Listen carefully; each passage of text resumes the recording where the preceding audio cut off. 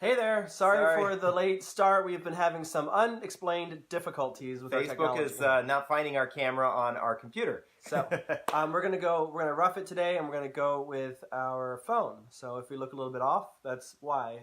Certainly not because of all the eggnog we had yesterday.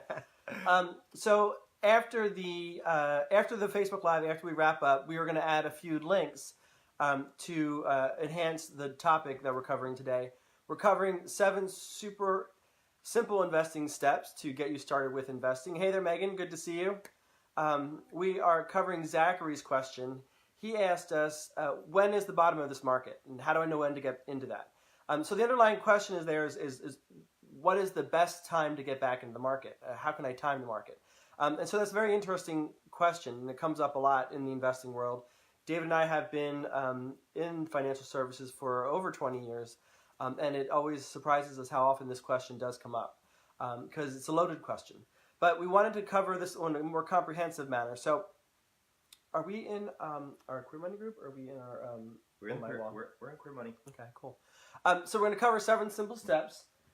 David is going to add some links in the comments as we go along. So sorry this is a little bit off today, but that's the way it goes. Hey there, Brandon. Good to see you. Thanks for joining us. So... the first of the 7 steps, certainly don't hesitate to open an account. And opening an account these days is super simple. You can open an online investing account almost as easy as you created your Facebook account these days. So don't hesitate in opening an account. In fact, I would recommend doing that immediately, whether you're ready to start investing or not. There are a number of online services that allow you to open up an account and invest through them. That don't charge any money or don't have any minimum balance requirements. That way, when you are ready to invest, you do have money available for yourself to invest. You can put it in that account, and when you're ready to start investing, you can go ahead and pull the trigger. So you can get all of the minutia and the paperwork done, wrapped up and out of the way. So go ahead and open that account immediately. There are a number of places that you can open that account, and if you download the super simple investing guide that David is going to add to the comments section of this post. We have a whole host of small and medium-sized and large firms to considering opening an account with that have low minimum balance requirements or no minimum balance requirements and that are pretty cost-effective. Hey there, David. So that's the first thing I would do. Open up the account regardless of whether or not you're ready to invest today. Go ahead and open that account. The second thing you want to do is figure out a way to fund that account. Probably the easiest way to do that is to set up a direct deposit from your employer into that new online account that you've established. You can get your direct deposit form typically from your human resource department, or if you're not exactly sure where that is, talk with your manager or supervisor, and they'll provide you with the means to go ahead and set up. You can set as small a contribution into that account as $10 a paycheck. And that's something else we would certainly encourage doing, even if it's just $5 or $10 or $25 just to get yourself started. We're going to discuss this in a couple of minutes here, but most minimum investment requirements for mutual funds, or there are many minimum investment mutual fund requirements of $100, so it's not too far out of the realm of possibility for most people to reach. We're also going to talk about exchange-traded funds, which have no minimum balance requirements. So you can start shaving off a little as $5 or $10 a paycheck and putting that from your paycheck into the online account that we just recommended that you establish. And after a couple of months, you'll have some money to invest, and it won't really take you that long to get that money available to start investing, whether you want to go with an exchange-traded fund or a mutual fund. Our second recommendation, and this sort of covers one of the underlying questions that Zachary was asking, is you want to diversify your investments. In his question, Zachary asked about the Vanguard Total Stock Market Index Fund. There are several different classes of that particular mutual fund. Zachary asked about the Admiral shares. Especially when you're starting out investing, you want to diversify your investment strategy. You don't want to be too heavily concentrated in one or a few number of stock positions, as some people might be overweighted in. Some people have a lot of Apple stock these days. You don't want to be too heavily concentrated in one particular stock or investment, because then not only are you dealing with systemic issues in the economy and in the stock market, but you also have to deal with the micro issues that are going on in that particular company. And if something bad or adverse happens to Apple, you're going to suffer drastic consequences relative to what maybe other people who are more well diversified are going to suffer.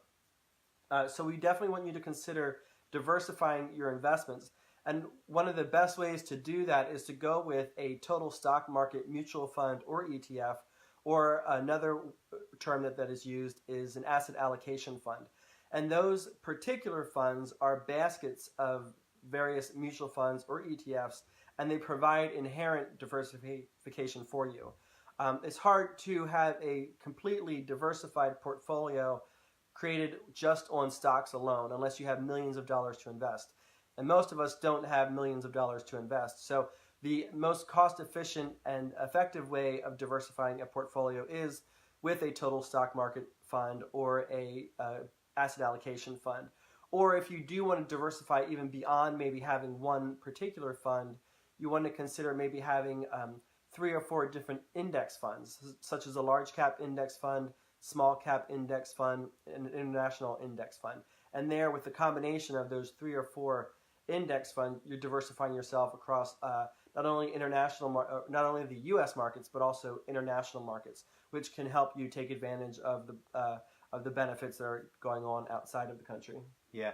So Brandon just asked the question, is now a good time to invest? And Brandon, just to let you know, we will answer that question. We've got a specific topic point on that coming up about whether or not now is a good time to invest. But we'll talk about that in just a second. Thank you.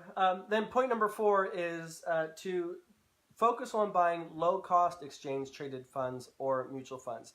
One of Zachary's comments when he asked this question was that the Vanguard Total Stock Market Index Admiral shares has, his quote is, an insanely low expense ratio. And I think it's awesome that Zachary pointed that out, because one of the problems that does exist when you're investing in, especially mutual funds, but it can also affect your exchange-traded funds, is that there are costs to managing those funds. You have to pay the fund manager. You have to pay for marketing.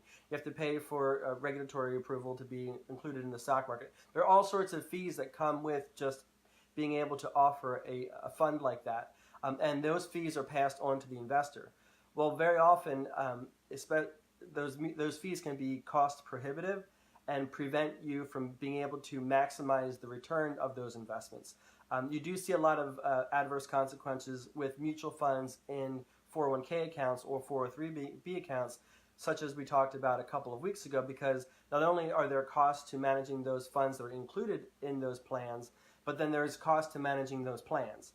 So you want to focus on trying to purchase exchange-traded funds or mutual funds that have low expense ratio, that have low costs. And the Vanguard Total Stock Market Index Fund is one of those funds that doesn't have obscene, they call them annual operating expenses or expense ratios. You want to try to keep those costs as low as possible. That way, more of your money is going towards the growth and going towards the investment rather than the mutual fund company or the fund manager. Right. And that's probably the primary reason why a lot of people are encouraged to invest in exchange-traded funds, is because those fees are so low. There are estimates out there that fees are eating upwards of $1 million out of the average individual's retirement potential for retirement. So fees can eat up a huge amount of your investments if you are not paying attention. So you have advisor fees for your financial advisor. You have fees for investing in particular mutual funds or exchange-traded funds. Sometimes you have fees associated with the types of accounts that you have. So all of those fees are things that individuals or a lot of companies are looking at right now and saying, how can we minimize or reduce those fees?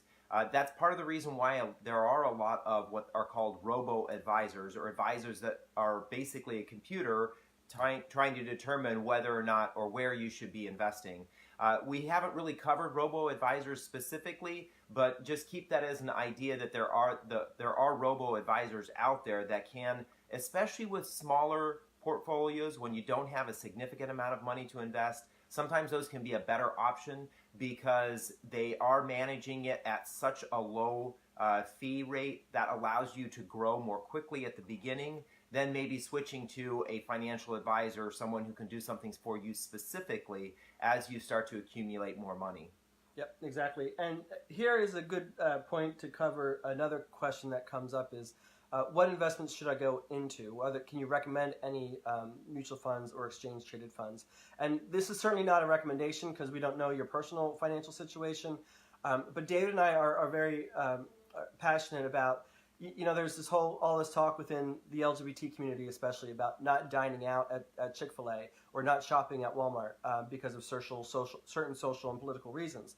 And that's all well and good. But very often we're not paying attention to what investments are in the mutual funds or exchange-traded funds in our 401k accounts or in our other portfolios.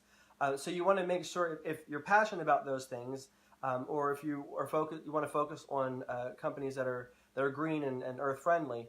If you're passionate about those things, you also want to be passionate about how you're investing your money because you don't want your money then going to those companies through your investments as opposed to just through transactions.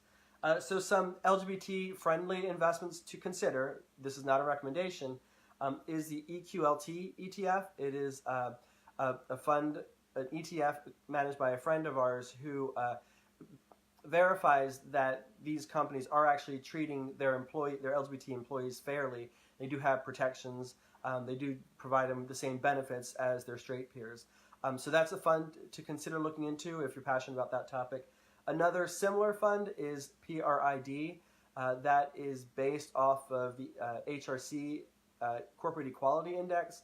So funds that, I think it's companies that receive an 85 or higher on the Corporate Equality Index by the Human Rights Campaign. I'm thinking HR. The Human Rights Campaign can be included in that particular exchange-traded fund.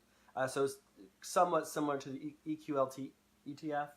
Another to consider is SHE, the SHE Fund. That is a particular ETF that focuses, that only includes companies that have a significant number of women in executive level positions. So if you're passionate about fair wage and if you seeing women in executive positions, that is an ETF you might want to consider looking into. If you need more information on any of these investments, including the Vanguard Total Stock Market Index, you can find that on the internet. Just simply do a Google search, or you can talk with a financial advisor in your local area. We highly recommend doing that. I'm also going to provide a link to an article that John and I wrote that talks about these particular funds. So I'll add that. There will be a Forbes article link here. Perfect. And then step number 5 is to start investing in your employer-sponsored retirement plan, whether that's a 401k, a 403b, a 457, or anything of that nature. We actually talked about the pros and cons of those different kinds of plans on the first Queer Money Live. So David is going to provide links to those first videos so you can get more information on that topic. We don't want to rehash what we've already talked about, but you definitely, for many people, their company-sponsored retirement plan is the first investing account that they have because it's easily accessible. There are no minimums, requirements, and you can start it pretty almost as soon as you start working for that company. So check out those 2 videos that David's going to provide in the links coming up shortly. Step number 6. With investing, even though you might be investing in exchange-traded funds or mutual funds, it's not a set-it-and-forget-it strategy. Absolutely. Too often, one of the reoccurring problems that I noticed when I was helping clients with investing was that we would get calls from people we had never heard of from before.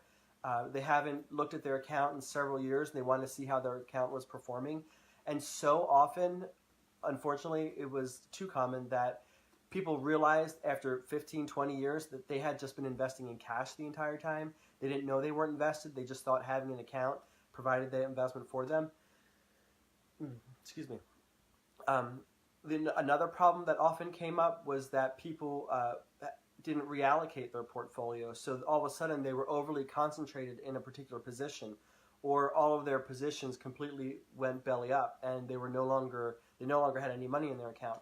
So investing is never a set it and forget it strategy. You do want to invest for the long term, and you don't want to obsess about the market, but you certainly don't want to ignore your portfolio. So our recommendation is to look at your investments at least twice a year to make sure you have stayed within the proper asset allocation that you've set for yourself based on what you can handle, your risk tolerance, and your time horizon.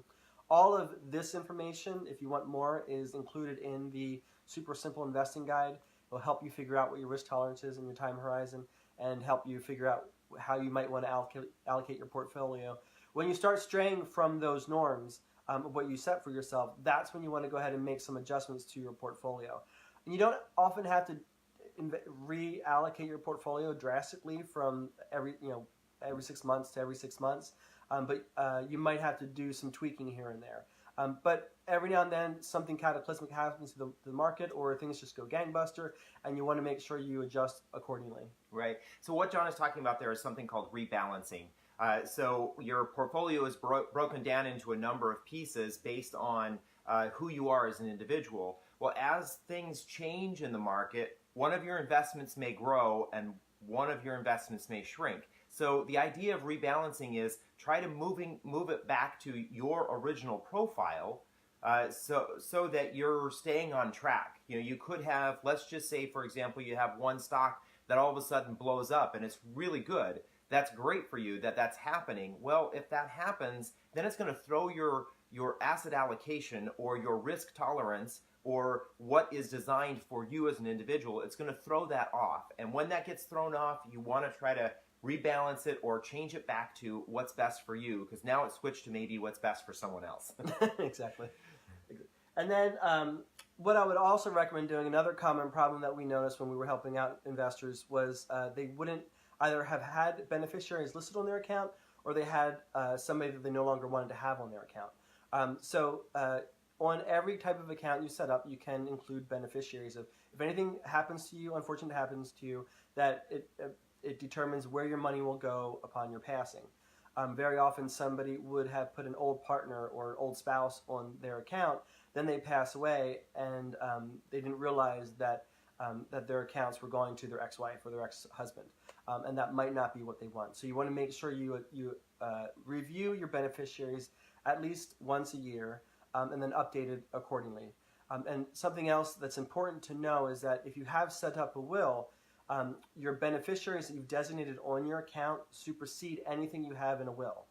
So there is a hierarchy in estate planning, and beneficiaries have precedence. So if your beneficiaries don't match what your will says, the courts will default to what your beneficiaries are. So you want to make sure that your beneficiaries are aligned with what your actual wishes are. And so you want to update that as life goes on and your relationships change. Yeah, unfortunately I have a sad story about this. The very first guy I dated, his father forgot to update his life insurance.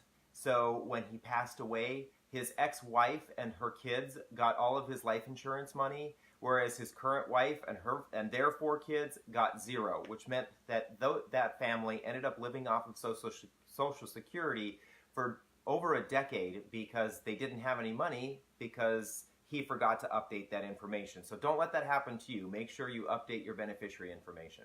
Exactly. And then step number 5, and this drives home I think the underlying question that Zachary was asking and that Brandon was asking. Don't time the market. I know that there's a lot of talk right now with the market going crazy, and people are stressing that we're headed towards a recession. But I know this isn't popular. We didn't vote for Trump. We're not fans of Trump. We hope he doesn't win the next election. But we separate our investing from our political wishes and desires. And I don't care who you want to attribute the economy to. The fundamentals of the economy right now are strong. They aren't as strong as they were maybe a month or so ago. We are starting to see some signs of weakening, but it's not that things have gotten bad. They've just dialed back a little bit. And even I can't remember his first name, El Arian, mentioned today on CNBC he's questioning why everybody's getting all panicky about a potential recession when the fundamentals are still good. Right. The problem, though, is that you have the self-fulfilling prophecy. If everybody's talking about the economy going bad, then investors are going to start withdrawing from the market, which they've been doing. And that's going to make corporate executives scary. So they're going to start dialing back their investing in capital expenditures. And it's sort of a self-fulfilling prophecy when, from what I can tell, and I think many financial services professionals can tell, the fundamentals are relatively good. So there really is no need to panic other than maybe some people trying to take some gains before the end of the year or to maybe take some losses for tax purposes. But the fundamentals are good. So the seventh bullet point of the seventh step here is to not time the market. Yeah. You're never going to pick the perfect time to buy. You're never going to pick the perfect time to sell. And study after study, year after year, shows that timing the market doesn't actually provide any value. In fact, just in 2017, the Center for Retirement Research out of Boston College did another analysis, and it again verified that it's more about having time in the market than it is about timing the market. So that's why we suggest if you're ready to start investing now. Don't wait, because waiting is not going to prove beneficial for you. Right. One of the other things is there's a saying that says timing the market, especially, or trying to get out of the market when it's falling, is trying to catch a falling knife. Only an expert trained in catching knives is probably going to be able to do that. Well, the same thing with the market. When the market is going down or the market is going up, if you're trying to time the market, oftentimes that means that you're a very short-term investor in very specific stocks. That's when you can make money, when you're trying to time the market. And if you don't have the time to do that, and if you're not a professional in doing that, then just let it be. Write it out. We know that it was very difficult to watch the market go down, and a lot of us watched our portfolios tank during 2008, early 2009, when the market dropped. It was difficult to watch that, but the reality is within 18 months, the market had returned to back where it was previously. So if you held on to your investments, then you will ride it out. Typically, it's the individuals who withdraw their money or try to invest in timing the markets and that are not professionals are the ones who end up losing the most because they don't know the right time to be in and the right time to get out. Obviously, John and I are not going to be able to tell you what's right for you, and that's why we don't give you any specific recommendations. But the other thing is, Brandon, you did ask, is this a good time to invest, to put money in the market? The reality is that if it's a strong, stable company, if you're looking to invest in individual stocks, if it's a strong, stable company, it is likely that that stock will return to its previous price. So if you have money to invest in the market, if you have cash sitting on the sidelines, today or right now may be a good time. It has to be specific to you, though. Generally speaking, I can't say for everyone. You have to look at your own risk and your own portfolio and say, do I have the money to invest right now? If I have the money to invest right now may be a good time because I know that things are going to get better. Yeah. And speaking of professionals, you've got Warren Buffett. He's the Oracle of Omaha. He's made billions of dollars just on investing. He has a famous quote that goes, "I would tell investors to not watch the market closely. The money is made in investments by investing and by owning good companies for long periods of time. If they buy good companies, buy them over time, they're going to do fine 10, 20, 30 years down the road." And that's the kind of investing strategy you want to have. And nobody's done a better job of investing, I think, than Warren Buffett. So if you don't take our advice and about not timing the market, please take his advice. So to that point, is now a good time to buy? Yeah, it is if the circumstances are right for you. If you've got the money, you've got an account, and you are comfortable with investing. If those aren't in your favor, then you might want to consider waiting. But you're never going to wait for the perfect time to buy. And I'll tell you, there are some people in the financial services community talking about, is this a buyer's market right now because so many people are panicking. So sometimes it pays to be the contrarian as well. What you might want to do if you don't want to, we certainly wouldn't suggest, if you haven't started investing, we certainly wouldn't suggest putting all of your money in the market immediately. But you want to have a strategy with doing that. So Pick the mutual funds or ETFs that you want to get into. Go ahead and make the investments to meet those minimums. And then set up a strategy to start investing in those funds on a recurring basis. There's a strategy that we discuss in the super simple investing guide called dollar cost averaging. And the idea there is that you're going to buy a specific amount of a fund or ETF on a recurring basis, regular recurring basis. The idea there is that regardless of buying these investments when they're high or when they're low, you're actually averaging out the net cost of your investing in these funds. So you're actually making a better investment efficiently, cost-wise, than if you would have just simply trying to time the market, or if you, of course, bought each of them at the top. So maybe implement a strategy like that, and slowly over time start to put your money in those investments, and then again hold those investments for a long period of time. Exactly. And that is all we've got for you today. Thank you for joining us for another Queer Money Live. Zachary, we hope that answered all of your questions. If anyone has any questions after this, as always, please just include them in the comments section, and we'll continue to engage with responses. Don't forget to download the Super Simple Investing Guide that David linked to in the comments previously. And then join us next week, January 2nd, I think it is, at the same time, same location, where we're going to talk about Kayla's questions about achieving goals, which is a very timely discussion since we're starting the new year.